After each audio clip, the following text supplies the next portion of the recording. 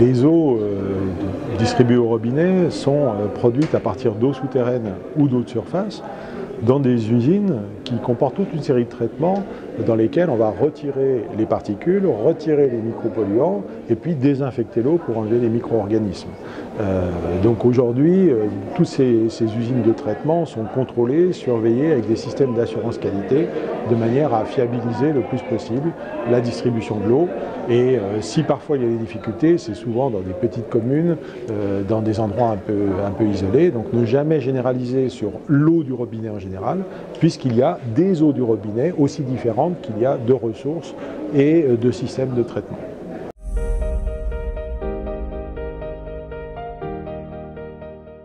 La problématique des eaux de boisson est extrêmement importante.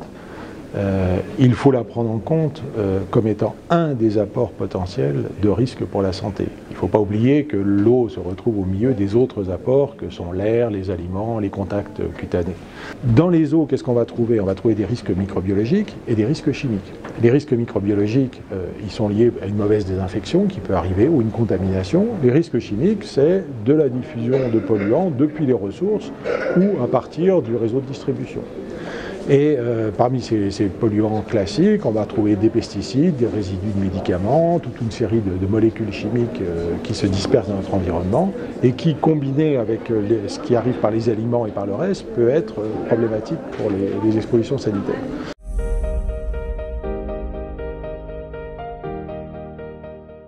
Et dans les eaux de boisson aujourd'hui pour les populations, il est très important de savoir qu'il y a deux types de réglementation, celle qui concerne les eaux destinées à la consommation humaine, c'est-à-dire les eaux du robinet par exemple, et certaines eaux en bouteille, comme les eaux de source. Et puis vous avez les eaux minérales naturelles, qui sont des eaux en bouteille différentes, et qui ont leur propre réglementation parce qu'elles sont souvent très chargées en éléments minéraux et donc pas destinées à toute la population. On ne donne pas, par exemple, d'eau très minéralisée à des enfants ou des eaux gazeuses. En France métropolitaine, à peu près 96-98% de conformité aux normes européennes en qualité d'eau. Malheureusement, ce n'est pas le cas dans les territoires d'outre-mer. Ce qu'il faut, c'est savoir conseiller les populations en leur disant « Renseignez-vous sur la qualité de votre eau.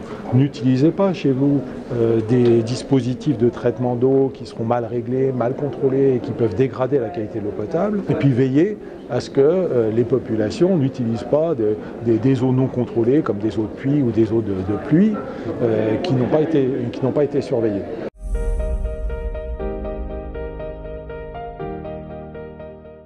Il est très important que les professionnels de la santé connaissent bien la place potentielle de l'eau dans les pathologies, de manière à ce que vous soyez en mesure de détecter une épidémie locale, c'est-à-dire en voyant des patients qui présentent le même symptôme qui pourrait être lié à une contamination de l'eau et qui vous permet de lancer une alarme auprès des ARS pour détecter des problèmes.